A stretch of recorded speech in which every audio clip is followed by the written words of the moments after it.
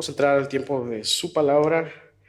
Vamos a entrar a Marcos, capítulo 10, del 32 hasta el 45. Voy a tomar lectura. Me siguen con su vista, por favor. Dice así la palabra de Dios. Iban por el camino subiendo a Jerusalén, y Jesús iba delante, y ellos se asombraron y le seguían con miedo. Entonces, volviendo a tomar a los 12 aparte, les comenzó a decir las cosas que le habían de acontecer. He aquí subimos a Jerusalén, y el Hijo del Hombre será entregado a los principales sacerdotes y a los escribas, y le condenarán a muerte, y le entregarán a los gentiles, y le escarnecerán, le azotarán y escupirán en él, y le matarán, mas al tercer día resucitará.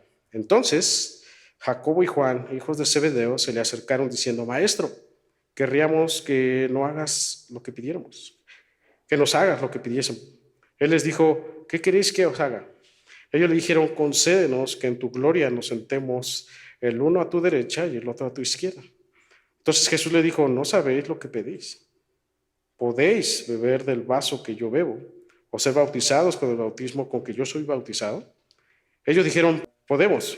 Jesús les dijo: a la verdad, del vaso que yo bebo, beberéis, y con el bautismo con que yo soy bautizado, seréis bautizados. Pero el sentaros a mi derecha y a mi izquierda no es mío darlo, sino a aquellos para quienes está preparado. Cuando lo oyeron los 10, comenzaron a enojarse contra Jacobo y contra Juan.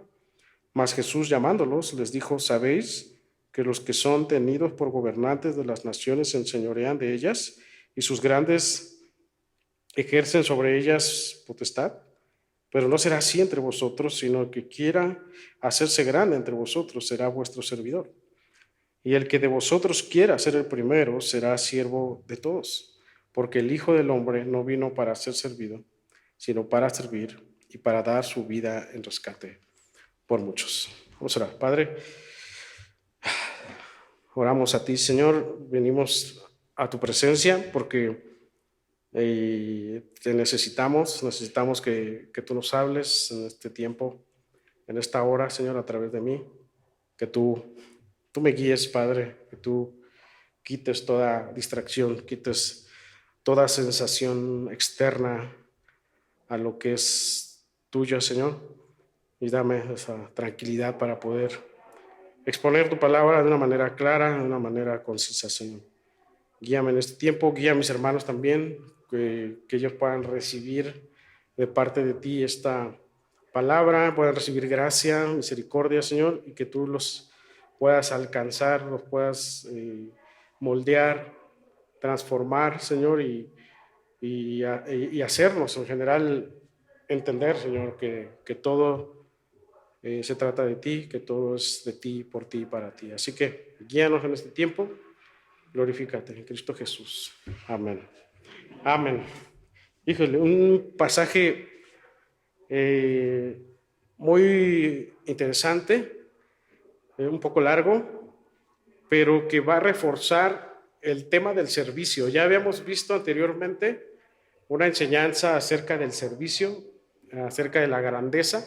Jesús va a reforzar y va a retomar este tema, dado a la pregunta de los discípulos, de dos de ellos que querían, ¿verdad? Habían solicitado a Jesús estar uno a su izquierda y uno a su derecha, ¿no? Entonces, aún no habían entendido nada porque ellos ya habían pasado una situación similar y Jesús les había dicho esta misma enseñanza, ¿no? Del que quería ser el primero tenía que ser el postrero o el servidor de todos. Y no han entendido. Este pasaje nos confirma esa ignorancia que aún ellos tenían, pero también, además, sí, ignorancia, pero además también su valor de estos discípulos, porque a pesar de que no entendían, ellos estaban ahí, ¿no?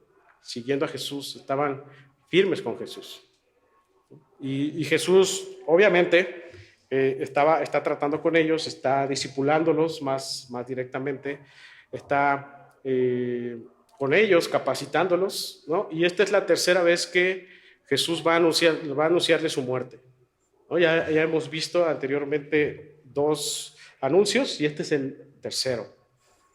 Entonces, y se va a tocar este tema, una vez más, el tema del servicio, ¿no? Y cuando hablamos de servicio, es que creo que Marcos lo retoma porque es importante que podamos nosotros comprender la manera de servir, la manera el propósito del por cual vino Jesús aquí, servir a otros. Jesús dice al final, ¿verdad? No viene, el Hijo del Hombre no vino a ser servido, sino a servir, ¿no? Y el servicio, naturalmente, a nosotros no nos gusta hacerlo, ¿no? Al contrario, ¿verdad? De manera natural nos gusta que nos gusta que nos sirvan. Y, por ejemplo, hoy en día, o cuando tú compras un paquete en un hotel, ¿verdad? Tú pagas un servicio y tú esperas que ese servicio se haga completo, ¿verdad? Y no es que esté mal, pero nos gusta, ¿verdad? Nos gusta que nos traigan la comida, nos gusta que tengamos agua calientita, o sea, que queremos la accesibilidad ante todas las cosas. Y no está mal, ¿verdad? No está mal, pero tenemos esa tendencia, ¿verdad? A querer ser servido. Hoy, por ejemplo, las aplicaciones, ¿verdad? Queremos comer, por ejemplo, y queremos que esa comida venga rápido y podamos comer calientito, podamos comer cómodos, ¿no? Nos gusta el servicio. Y entonces, vamos a esperar un poquito que se pueda.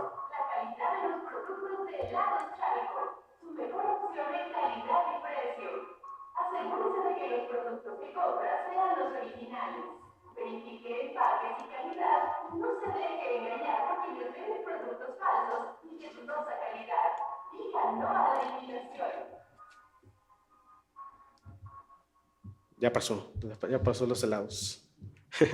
Entonces, te decía, queremos ese servicio. No es que esté mal, ¿verdad? Porque pues somos servidos y nos gusta, pero muchas veces esta naturalidad que tenemos nosotros, a veces cuando venimos a la iglesia creemos que es igual a veces, ¿no? O como no tenemos una visión clara o vamos empezando o no entendemos muchas cosas como los discípulos, creemos, ¿verdad? También que venir aquí o en la economía de Dios, que otros deben servirnos, ¿no? Y que yo merezco ser servido, ¿no? Tenemos esa tendencia y eso pues puede llegar a desenfocarnos, ¿verdad? En el plan de Dios, puesto que desenfocarnos de no servir a otros, ¿no? Tal cual el Señor nos llama a hacerlo. El objetivo de este mensaje, de este sermón, es que podamos primeramente ver el Evangelio, porque si tú te das cuenta, antes de que se toque este tema de estas preguntas de estos dos discípulos, Jesús ha anunciado su muerte, ¿verdad? Jesús les predica otra vez el Evangelio, en una tercera vez, ¿no? Y Jesús toma esta advertencia o este anunciar a ellos de que él iba a padecer para que pudiesen comprender lo que iba a pasar enseguida, ¿no? Y eso es lo que debe pasar en nosotros, ¿no? No podemos servir, no podemos hacer algo para Dios si no antes vemos el Evangelio, si no antes vemos lo que Jesús ha hecho, si no antes vemos el ejemplo de Jesús. Y Jesús va a dar en los primeros versículos, en el del 32 al 34, este padecer que iba a acontecer para que ellos entonces pudiesen entender el servicio, de qué se trataba servir. Entonces, en contexto, estamos en este capítulo 10, esta sección de enseñanzas de Jesús más en específico. Sí, Jesús estaba enseñando a mucha gente, pero me encanta que en estas últimas 3 enseñanzas Jesús tomaba aparte a sus discípulos y les profundizaba acerca de estas enseñanzas, ¿no? Entonces, Jesús va camino a Jerusalén, ya está a muy pocos días de ser crucificado, de ser entregado, muerto, pero también nos habla de ser resucitado, Ujú. Él está en Perea, del otro lado del Jordán, ya está muy cerca de llegar a Jerusalén. Y habíamos dicho que Jesús permaneció un breve tiempo en ese lugar. Sucedieron estas tres enseñanzas previas, incluyendo esta, los encuentros con los religiosos, el cuestionamiento sobre el divorcio, el acercamiento de los niños, de los padres que llevaban a sus niños, y posteriormente anteriormente vimos esta situación con el joven rico, ¿no? Que amaba más las riquezas que a Dios. Jesús y sus discípulos entonces ya van camino a Jerusalén. Te decía ya, Jesús ya les ha anunciado su muerte. O sea, los discípulos ya sabían a lo que iban cuando iban caminando hacia Jerusalén, ¿no? Y yo creo que este tercer anuncio detona esta preocupación de estos dos discípulos, como diciendo, bien Jesús, ya te vamos a seguir hasta al lugar donde van a morir, pero si bien ya te seguimos, Jesús, concédenos esto, Jesús, ¿no? Concédenos porque sabemos que vas a morir y que probablemente moramos nosotros contigo. Concédenos estar a la izquierda y a la derecha, ¿no? Entonces,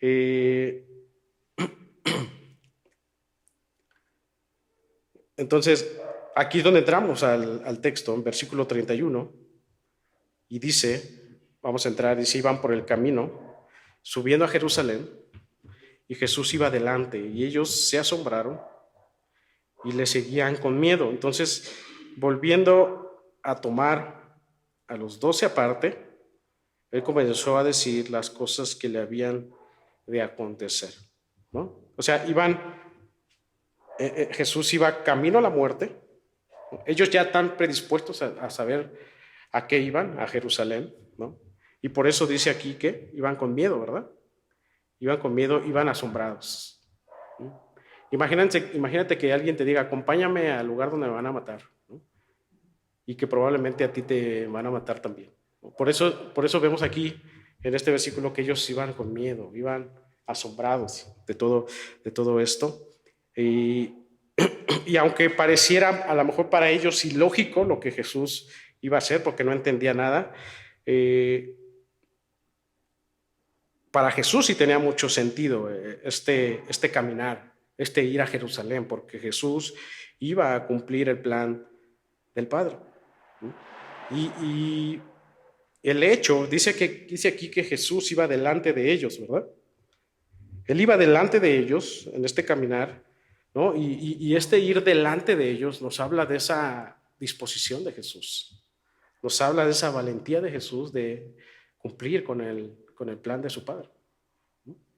Él iba directo a la muerte, iba directo a la cruz, pero sí iba en obediencia a la cruz, pero también nos habla, el que él iba adelante nos habla de este servicio que él iba a ejecutar a los suyos, porque él iba a morir por los suyos, iba a servir a los suyos.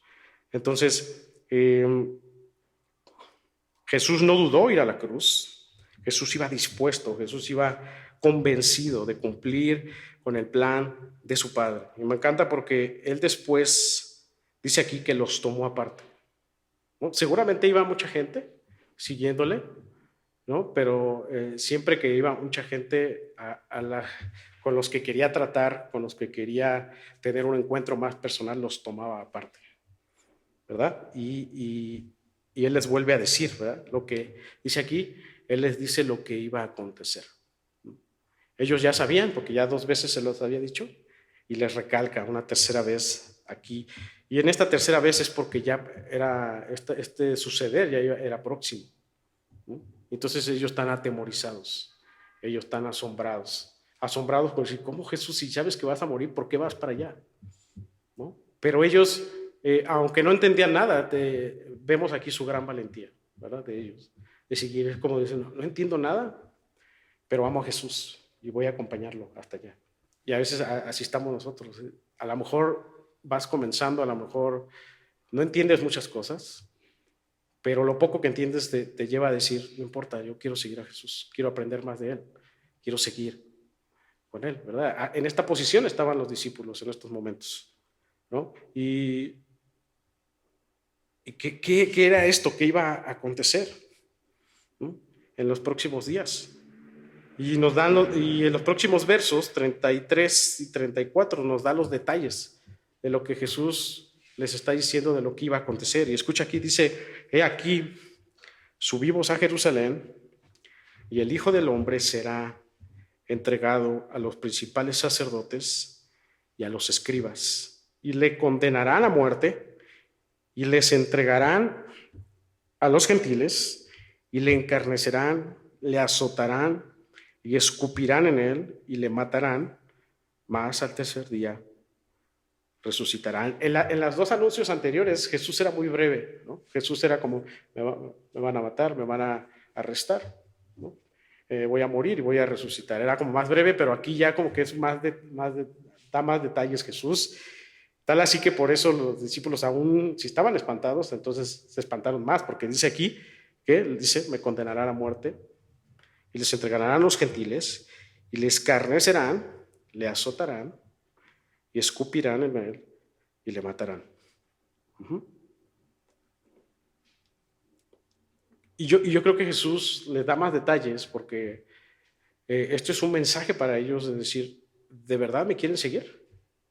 Porque esto es lo que va a suceder. Me van a escupir, me van a escarnecer. O sea, voy a padecer totalmente. ¿No? ¿De verdad me quieren seguir? ¿No? Seré entregado a los religiosos, me condenarán a muerte. Me entregarán a los gentiles. Esto era como algo vergonzoso para los judíos, ¿no? Ser entregado por los gentiles. Dice, me escarnecerán. Esto tiene que ver con, se burlarán de mí, me humillarán. ¿No? Dice, me azotarán, me escupirán y me matarán. ¿No? Me encanta porque al final de los tres anuncios, al final de estos tres anuncios, si hacemos un recuento de estos tres, hay algo importante al final de estos tres anuncios. Dice, dice más, yo voy a resucitar. O sea, Jesús les da todas estas implicaciones difíciles, ¿no? Pero dice más. Este conector más habla de un contraste de lo que dijo con el resultado. Y dice, más, yo voy a resucitar. O sea, Jesús no solamente los está como espantando más, ¿no? Como diciendo, sí, de verdad me quieren seguir porque voy a pasar, pero dicen más, o sea, pero voy a resucitar. Y ellos debían en ese anunciar, ellos debían poner la confianza en lo último, que era la resurrección. Sentirse confiados por eso. Entonces, y de esto nos deja una gran enseñanza, porque quiero preguntar, ¿seguro tú quieres seguir a Jesús? Jesús te diría, imagínate que fueras uno de ellos y te dijera, acompáñame a ese lugar donde me van a matar. Y seguramente a ti te van a matar también. ¿Qué dirías? De acuerdo a lo que vives hoy, ¿cuál sería tu respuesta? Jesús está aquí, al decirles esto, Jesús le está diciendo, va a haber un costo por seguirme. Y este costo más grande puede ser la muerte. Y esto es esta misma pregunta nos las hace Jesús hoy. ¿De verdad quieres seguirme? Va a haber un costo importante, ¿no? Y el costo más grave, por así decirlo, es la muerte. Probablemente te van a matar, probablemente te van a burlar de ti, probablemente se van a burlar de ti, ¿no? ¿Estás dispuesto a eso, hermano, hermana? Pero aparte, no solamente eso, o sea, porque Jesús iba a ir a un lugar complicado, ¿no? Jesús había salido de ese lugar porque los religiosos lo buscaban y trataban de prenderle, ¿verdad? Porque todavía no era su tiempo, entonces él se va a otras regiones, pero él regresa a ese lugar peligroso, por así decirlo, ¿no? Y esto también nos deja una gran enseñanza, porque Jesús nos va a llevar, cuando Él nos pide seguirle, nos va a llevar a estos lugares peligrosos, situaciones difíciles, pérdidas, dolores muy fuertes. ¿Para qué? Para que tu fe sea probada y hallada, ¿verdad? Dice Pedro, que sea hallada en alabanza, prueba con fuego, ¿verdad? Por eso la pregunta es, ¿de veras, de verdad ahorita estás consciente de lo que implica seguir a Jesús? Entonces, quizá no entiendas nada, pero toma esa valentía de seguirle por amor a Él. Toma esa valentía y aférrate a Cristo y pídele a Él que te dé sabiduría para que comprendas más y que puedas servirle a Él, únicamente a Él, ¿no? Y entender, ¿verdad?, que el ánimo de seguir a Jesús, el ánimo de servir a Jesús, no está en que nada más en decir, ya sigo a Jesús, sino que tu ánimo es lo que dice al final, que es la resurrección. Porque la resurrección es la esperanza que nos ha dejado Jesús para seguirle. Porque si Él resucitó, nosotros seremos resucitados junto con Él. Tu ánimo debe ser esa esperanza viva que tú tienes con Jesús al seguirle en este periodo de prueba, en este periodo de situaciones difíciles, en este periodo de complicaciones. Entonces tú dices, yo sí quiero seguir a Jesús por amor, quiero conocerle, pero también quiero seguir a Jesús porque sé que me espera un lugar mejor, porque sé que en algún momento voy a estar con Él y voy a estar adorándole todo el tiempo y voy a estar en ese lugar hermoso junto con Él. Esa es nuestra esperanza de seguir a Jesús. Entonces, ¿estás dispuesto? Vale la pena seguir a Jesús. ¿Por qué? Porque hay esperanza en Jesús. Entonces, para los discípulos, seguir a Jesús no era seguir a cualquier persona, a un mártir político, a un mártir ideológico, era seguir a un rey, era seguir al Mesías, aquel que habían esperado por siglos, aquel que había mostrado a ellos que tenía el control de todas las cosas, ¿no? Incluso que tenía control de la muerte, que tenía control de la vida, ¿verdad? Porque ellos vieron a Jesús resucitar muertos, ¿verdad? Y ellos, que después lo entendieron, eso fue lo que les dio esa capacidad. Ya una vez que el Espíritu Santo viene a ellos, les dio esa capacidad de poder vivir para Él, ¿no? Incluso de morir para Él. Ya hemos visto cómo murieron todos estos 12, ¿verdad? Entonces ellos no estaban siguiendo a cualquier hombre. Y tú, hermano, no estás siguiendo a cualquier hombre. No estás siguiendo una ideología, no estás siguiendo a un mártir. Tú estás siguiendo al que controla todas las cosas. Tú estás siguiendo al que hizo el universo entero. Tú estás siguiendo al Rey de Reyes y Señor del Señor. No estás siguiendo una religión más. Estás siguiendo al que controla todas las cosas y eso le da más valor a seguir a Jesús. Estás siguiendo al que te da una esperanza viva en la gloria. ¿Qué harías si Jesús te dice, acompáñame a mi muerte? ¿Tú acompañarías a Jesús sabiendo que todo esto va a acontecer y sabiendo que también vas a pasar por lo mismo? Y yo me hacía esta pregunta cuando estaba yo haciendo el mensaje y yo de verdad decía, ¿de verdad seguiría yo en estos momentos a Jesús que Él me dijera, vamos, acompáñame a mi muerte? Y mi respuesta es no creo. Yo creo que no lo haría. En estos momentos, ¿no? Porque ni siquiera a lo mejor estoy dispuesto a un día levantarme a buscarle. Menos para ir a la muerte, ¿no? Con Él. Y yo digo, no creo, porque ni siquiera voy a la oración, ¿no? Los sábados. Si no estoy dispuesto a ir a un momento de oración con Él, ¿verdad? Menos voy a estar dispuesto a ir a acompañarlo a su muerte. Si no estoy dispuesto en las cosas que son pequeñas, ¿verdad? Menos estoy dispuesto a estar con Él en su muerte. Reflexiona sobre eso. Si no estás dispuesto a venir a Él, a su palabra, un solo día o diariamente, entonces menos vas a estar dispuesto a este llamado que Él le hace aquí a sus discípulos. Entonces, un verdadero discípulo que sirve es aquel que a pesar de la atrocidad que conlleva seguirle, aún así está dispuesto a seguirle, a servirle. Escuchaba una frase, no recuerdo de qué persona, dice, prefiero una vida de sufrimiento con Cristo que una vida cómoda sin Cristo.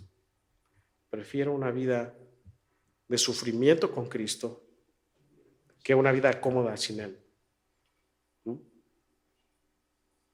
Y esto también me hizo reflexionar en cuanto a la comodidad. ¿Qué tan cómodo estoy? ¿Verdad? En cuanto a Él. Esto debe hacernos cuestionar, hermanos, si tenemos a Cristo en nuestro corazón o si no lo tenemos. Servir a Jesús es sinónimo de sufrimiento. Seguir a Jesús es sinónimo de sufrimiento, de pasar tormentas largas, ser humillado, de pasar burlas, de enfermedades e incluso morir. Él nos sirvió a nosotros. Cuando Él va a la cruz, Él nos está sirviendo, entonces Él padeció, ¿no? Y no es que, digamos, nos gusta sufrir, ¿verdad? Sino que lo mejor de todo es que estamos sirviendo y siguiendo a Cristo, nuestro Dios, nuestro Rey de Gloria, aquel que nos da una esperanza eterna. Le decía, hay que reconocer que los discípulos son muy valientes aquí, pero esta valentía necesitaba ser transformada. Esta valentía debía ser bien enfocada hacia Jesús, ¿no? Ellos aún, su vista estaba fija en lo terrenal, ¿no? Y en las cosas que podían obtener de Jesús, ¿no? Y Jesús va a tratar con este mal enfoque que ellos tenían. Sobre todo estos dos hombres, y ya habíamos visto que ha pasado con otros discípulos, pero va a ser un trato con todos. Y esta situación va a marcar la pauta para que Jesús vuelva a enseñar acerca de la grandeza, acerca del servicio. Entonces, fíjate entonces lo que preguntaron, versículo 35. Entonces, Jacobo y Juan, hijos de Zebedeo, se le acercaron diciendo, Maestro, querríamos que nos hagas lo que pidiéramos. Él les dijo, ¿qué queréis que os haga? ¿Te das cuenta? La petición de estos dos hombres está centrada en ellos mismos, ¿no? Está centrado en una exigencia hacia Jesús, derivada de esta falta de entendimiento, ¿no? La Nueva Traducción Viviente dice, Maestro, queremos que nos hagas un favor. O sea, imagínense, Maestro, hazme un favor. Como una expresión como queriendo exigir algo que Jesús les debía, o que, como diciendo, bueno, si bien vamos a morir, pues Jesús, haznos un favor, ¿no? Y así estamos nosotros, ¿sabes? Si bien vengo a la iglesia, Jesús, hazme un favor. Y Jesús no está para nuestros favores, ¿no? Sí podemos hacer nuestras peticiones, pero no debe haber una exigencia como tal hacia Él, pues Él es el Rey de reyes, el Señor de señores. ¿Quiénes somos nosotros, verdad? Pero más me encanta aquí porque estos dos hacen esta petición a Jesús o le piden un favor a Jesús, pero probablemente este pedir venía de la mamá de estos dos. ¿No? Mira, vamos a Mateo 20. Mateo 20 del 20 al 21. Es el pasaje paralelo.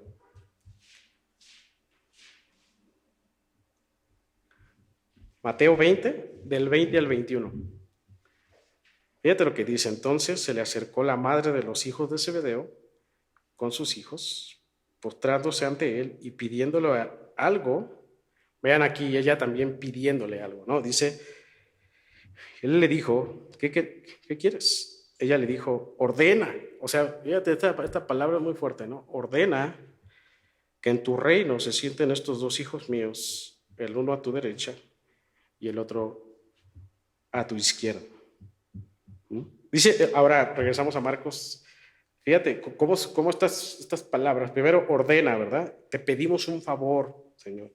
Pero en el 37, ellos continuaron y dijeron, de Marcos, ellos dijeron, concédenos que en tu gloria nos sentemos el uno a tu derecha y el otro a tu izquierda.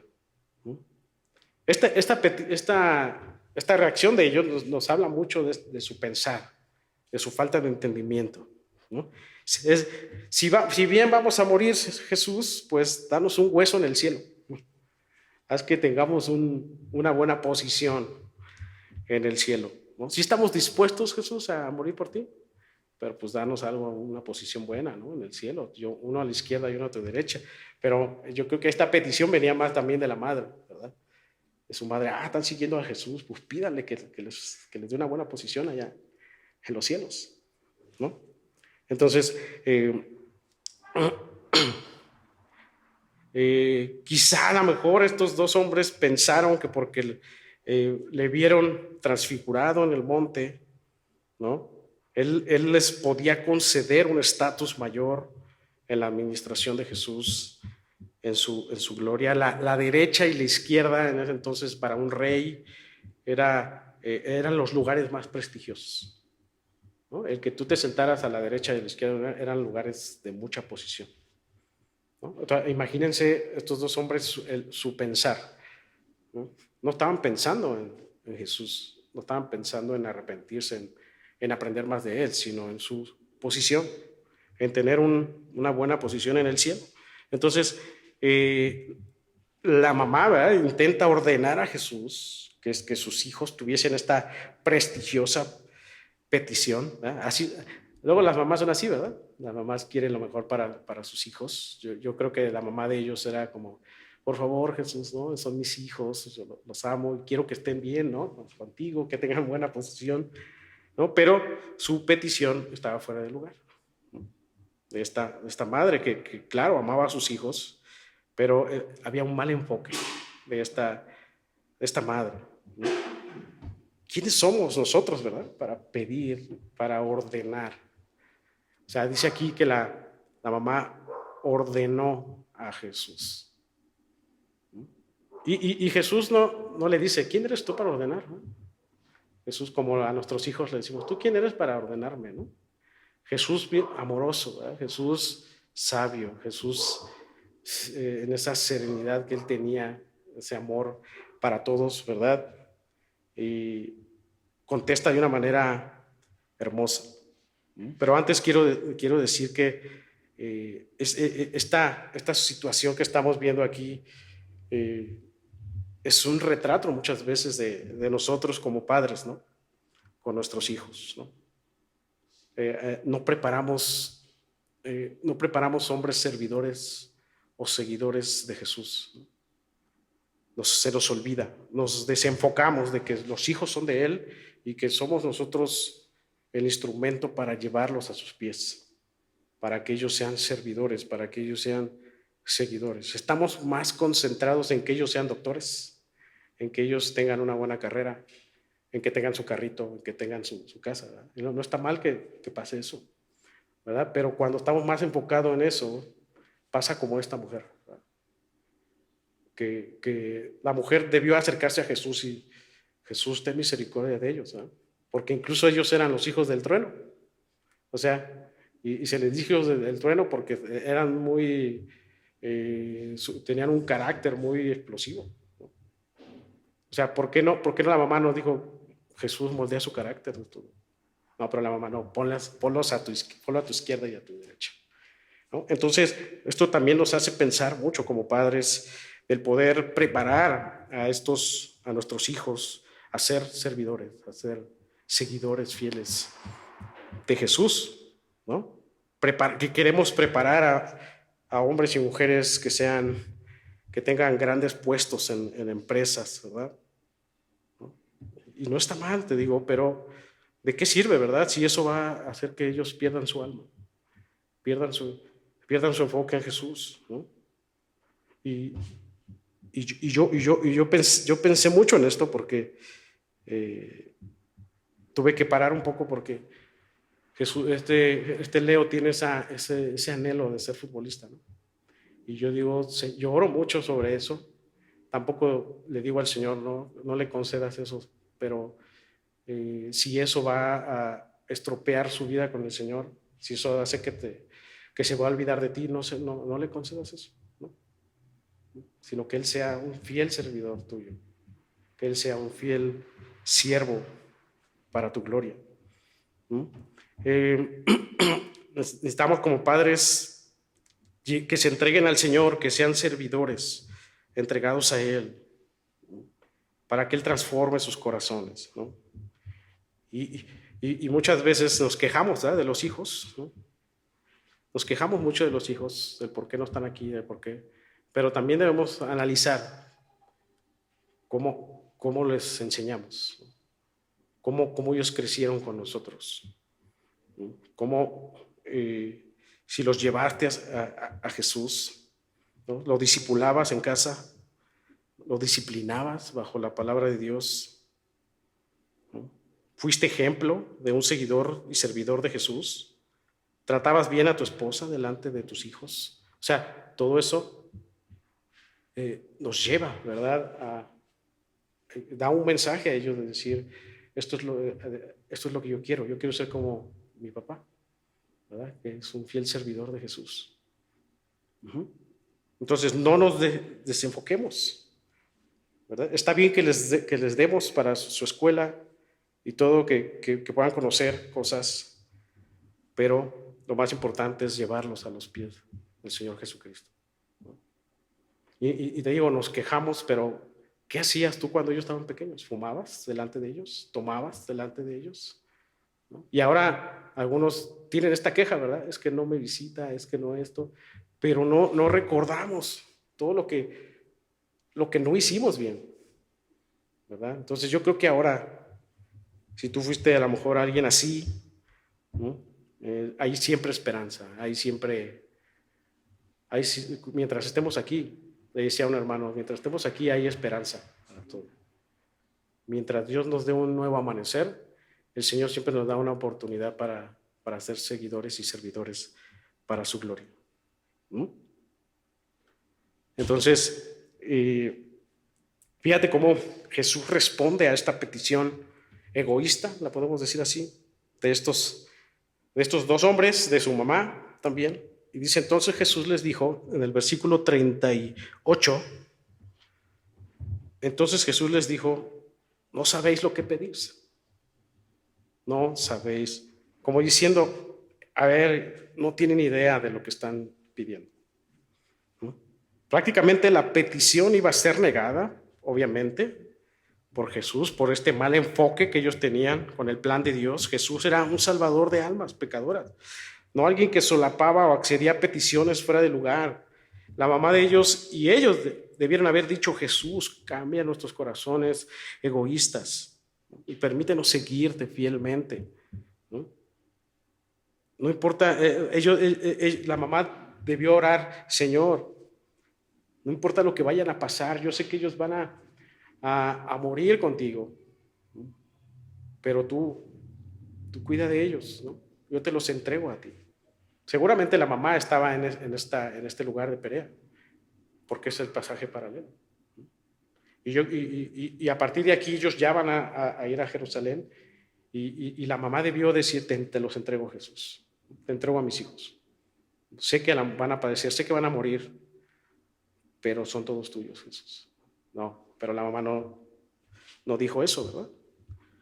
Y de hecho algunos comentan que probablemente Juan, Jacobo tenían algún parentesco con Jesús. No se sabe en realidad, pero a lo mejor la mamá, que a lo mejor era la tía de Jesús, quiso sacar a lo mejor provecho, ¿no? Jesús, son tus sobrinos, ¿no? Ponlos a la derecha y a la izquierda, ¿no? Y Jesús les hace una pregunta, les responde con una pregunta y dice, ¿podéis beber del vaso que yo bebo o ser bautizados con el bautismo con que yo soy bautizado? Ellos dijeron, podemos. Me imagino así con su cuello en alto, sí podemos, Jesús. Jesús les dijo, a la verdad, del vaso que yo bebo, beberéis, y con el bautismo que yo soy bautizado, seréis bautizados. Hasta aquí Juan y Jacobo piensan que el Señor les va a dar este lugar, ¿no? Y como que no entendiendo nada, y dice el 40, dice, pero, o sea, dice el Señor, ok, ustedes van a ser bautizados con el mismo bautismo, van a beber, ¿verdad?, el vaso que yo bebo. Jesús está hablando aquí de lo que iba a acontecer para ellos. Dice, pero el sentaros, dice Jesús, a mi derecha y a mi izquierda, no es mío darlo. sino a aquellos para quienes está preparado. Efectivamente, Juan y Jacobo beberían del vaso, ¿verdad? Serán bautizados con Jesús. Jesús se refiere aquí a que ellos iban a soportar la muerte, ¿no? El sufrimiento por seguirle, ¿no? Iban a ser bautizados por su espíritu, ¿no? Pero esto en sí mismo no les daría este honor que ellos estaban pidiendo, ¿no? ¿Te das cuenta que esta pregunta de los discípulos es similar a la pregunta del rico, del joven rico? Pero aquí hay un detalle: el rico no le siguió, ¿verdad? Y los discípulos sí le siguieron a muerte. Aunque los dos no entendían cosas, me encanta aquí el Señor, el amor especial que le tenía a ellos. Tenía un amor especial para estos dos hombres. Y trata con ellos. Y les permite, de cierta manera, ver de qué se trataba el plan de Dios. Y vemos aquí una infinita misericordia de Dios para con ellos. Y claro, esto nos da esperanza a nosotros, ¿verdad? Porque al nosotros analizar esto, a nosotros meditar en esto, decimos, Jesús, somos tan torpes que a veces pedimos cualquier cosa. Y aún así tú me amas, aún así tú tratas conmigo, aún así tú quieres que esté contigo, aún así tú me llevas a tus pies. Nos da una gran esperanza ver esta pregunta de estos dos hombres, esta pregunta mal enfocada nos da esperanza a nosotros, porque si bien ellos estuvieron con Jesús, nosotros no, ¿verdad? Somos tan, perdón la palabra, torpes, ¿verdad? Que a veces pedimos cosas que no debemos de pedir. Y aún así Dios nos ama y trata con nosotros. Nos da mucha esperanza, ¿no? Este pasaje. Jesús por eso sigue obrando en corazones egoístas, duros y desalineados. ¿Para qué? Para conformarlos a su imagen y semejanza. Dice el 41, vamos siguiendo. Cuando lo oí y escucharon los otros 10, imagínense el problema en que se metieron, ¿no? Cuando lo oyeron los 10, comenzaron a enojarse contra Jacobo y contra Juan. Esta expresión de los 10 no fue una expresión de indignación recta, porque ellos también habían sido culpables. O sea, los otros 10 tenían este mismo sentir, ¿no? Ya había sucedido un acontecimiento parecido, ¿no? O sea, como diciendo, ¿cómo? Imagínense el grupo de los 12 y los otros 10, ¿cómo piden esto, Jesús? Un poco de envidia, porque si no, el que quiere estar a la derecha soy yo, el que quiere estar a la izquierda soy yo. Oh, imagínense Pedro, el cual era el líder, por así decirlo, de ellos, ¿no? Cómo se sintió. No era una indignación verdadera, sino de que también ellos querían tener esa posición. Entonces, el resto de los discípulos resentían el que Jacobo y Juan intentaran ganar ventaja sobre ellos mismos, ¿no? Asegurándose que el honor que ellos también deseaban, estos dos. Y por eso Jesús va a poner orden a todos. Jesús va a tratar con todos, no solamente con los dos, sino con todos, porque todos tenían el mismo problema, ¿no? Entonces dice el 42, mas Jesús, llamándolos, les dijo: ¿sabéis que los que son tenidos por gobernantes de las naciones se enseñorean de ellas? Y sus grandes ejercen sobre ellas potestad. Jesús sabía que sus pensamientos estaban arraigados a esta grandeza humana, la política social, ¿no? Y les dice, a manera de paráfrasis, les dice: los gobernantes se enseñorean de sus posesiones, toman ventaja de aquellos que les gobiernan. Es lo que está diciendo aquí Jesús. Y me encanta el 43 porque ahí viene el pero. O sea, Jesús les dice, esto es lo que sucede en el entorno terrenal. Y Jesús va a decir, pero en el entorno celestial, dice, pero no será así entre vosotros. En el entorno de Jesús, dice, no será así entre vosotros, sino el que quiera hacerse grande entre vosotros será vuestro servidor. 44. Y el que de vosotros quiera ser el primero será siervo de todos. Jesús está diciendo entre ustedes, es decir, ustedes, le está diciendo a los discípulos, ustedes No tendrán ese mismo sistema del mundo que quiere estar por sobre los demás, que quiere servirse de los demás, que quiere pisotear a los demás, que quiere sacar ventaja por el poder que tienen. Jesús dice, el sistema de Dios es que el que se quiera hacer grande de entre ustedes será vuestro servidor. La palabra aquí servidor es esclavo, ¿no? Doulos, esclavo. El que quiera ser el primero será el esclavo de todos. ¿Te imaginas la cara de los 12? Queriendo esa posición a los lados y después que Jesús les diga, en mi sistema, ustedes tienen que ser esclavos. ¿Aún así quieren seguirme? Se quedan sin palabra, ¿verdad? Porque ya no vemos que preguntaron otra cosa. Se quedan sin palabras porque habían recordado que ya habían tenido una discusión acerca de esto. Ellos no entendieron que se trataba de ser esclavos, se trataba de servir a otros, no de la idea de enseñorearse de otros, ¿no? De servirse de otros. Y hermanos, no hay lugar en el orden de Dios para... El Señor nos llama a ser siervos. Entonces, en la iglesia no hay lugar para ser dominantes que quieran copiar el sistema del mundo, ¿no? Que quieran copiar el sistema empresarial, ¿no? Que quieran copiar el sistema de los hombres, ¿no? Pasa mucho en las iglesias, ¿verdad? Que hasta ponen el orden del cronograma, ¿no? El pastor y luego evangelistas, y, ¿no? Pero en realidad, ¿cómo se llama? ¿Organigrama? ¿Cómo? Organigrama. El organigrama de Dios debe estar volteado. El pastor debe estar hasta abajo. Porque el pastor debe ser servidor también. El líder debe ser servidor de otros. Y queremos meter cosas en la iglesia de lo del mundo, ¿verdad? Y lo voy a decir esto con mucho amor. Yo sé que en la presbiteriana hay esta situación de secretarios, de presidentes, ¿no? Me parece bien, pero esto es parte de un sistema de lo que la cultura nos enseña, ¿verdad? Del mundo. No vemos en la iglesia presidentes, no vemos en la iglesia secretarios ¿no? Por eso yo le digo a mis hermanos, mejor vamos a llamarle cuerpo de servidores, ¿no? Cuerpo de esclavos que quieren servir a otros. Entonces, no hay mesas directivas. En la palabra no hay mesas directivas, ¿verdad? Se ha tomado esa situación porque ha sido bueno, pero me decía mi pastor, porque he hablado con él, me decía mi pastor, a veces lo bueno es pecado, hijo.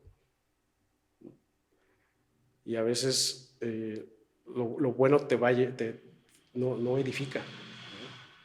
En ese sentido, ¿no? Es bueno, sí, es bueno tener una organización, es bueno sí tener a alguien que haga estas cosas, que se encargue de estas cosas, pero si no es bíblico, no es pecado. Si no es bíblico, es pecado, ¿no? Lo digo con mucho amor, hermanos, para reflexión, ¿verdad?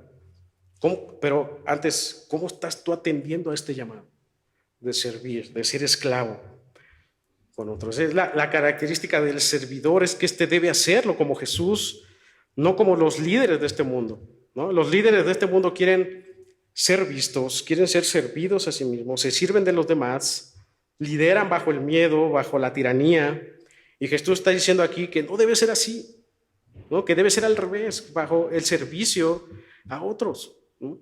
Un líder que no es servidor no sirve. Un líder que no es servidor, un líder que no es esclavo de otros, no sirve. Es lo que está diciendo Jesús. Un líder que no modela a Cristo como Él sirvió, no sirve.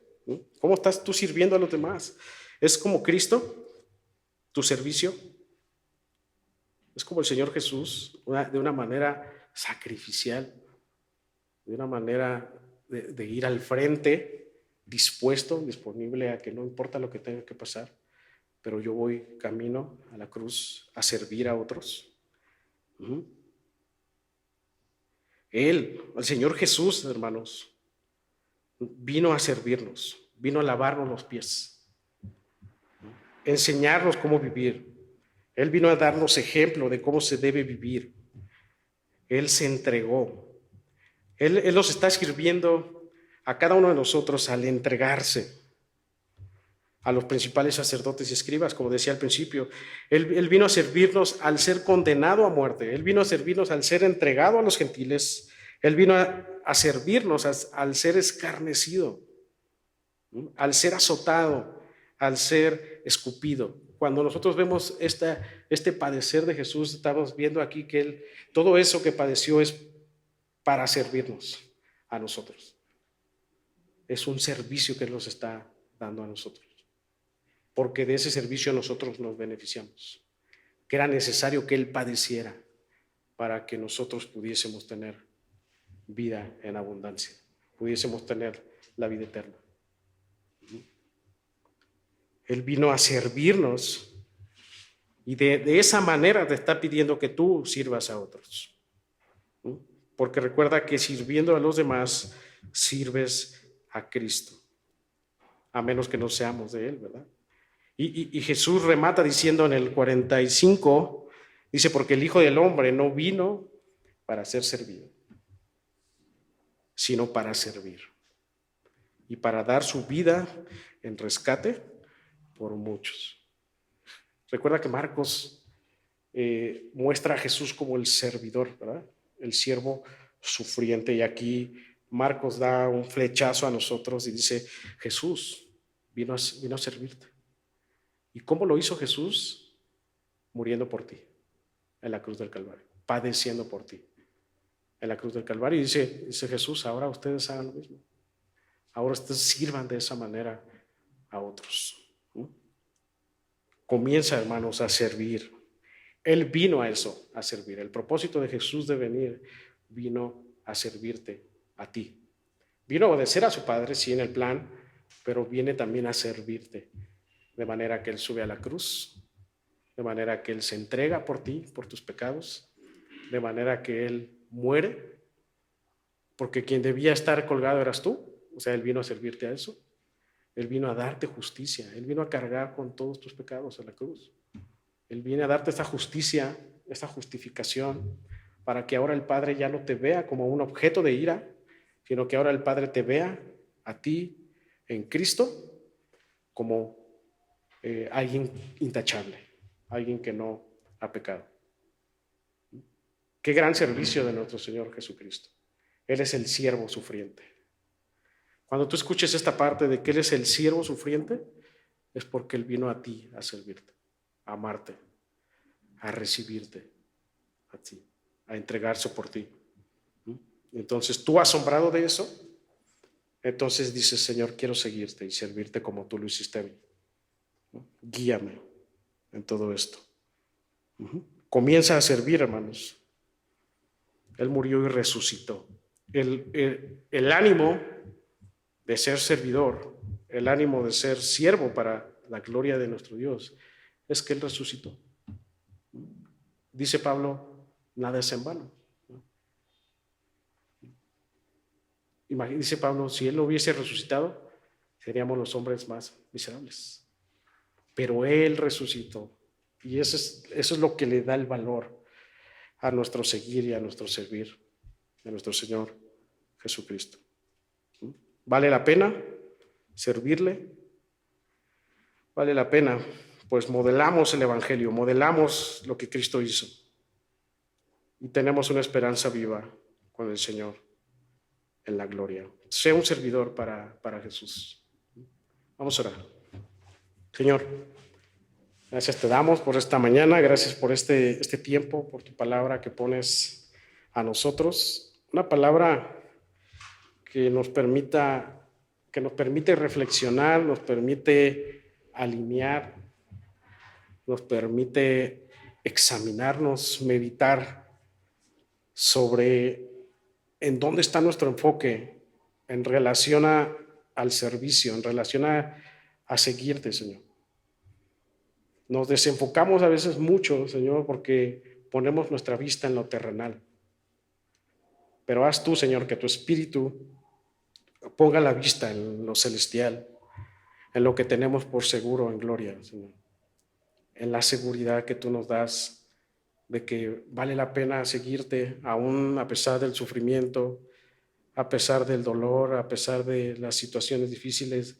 Vale la pena caminar sobre ese caminar espinoso quizá, pero que tiene un final esperanzador, un final glorioso, porque tu promesa está en que al final de ese camino estaremos contigo en gloria, Señor. Resucitaremos junto contigo. Padre, gracias por cuán paciente eres con nosotros. Gracias porque eres misericordioso con nosotros, porque a pesar de que no entendemos muchas cosas, a pesar de que a veces te pedimos cosas sin sentido, tú tratas con nosotros aparte y nos enseñas, nos corriges, nos redarguyes y nos permites reenfocarnos a ti. Por eso te pido, Señor, que nos des tú siempre el deseo de venir a tu palabra, discipularnos, de comprenderte más, Señor, cada día, ser una unidad como iglesia, Señor, y que nos des luz, Señor, nos des luz tú, Señor, en todo momento para vivir, para lo que fuimos creados, para ser tus hijos y siervos para ti. Señor, te damos la gloria y la honra en Cristo Jesús. Amén.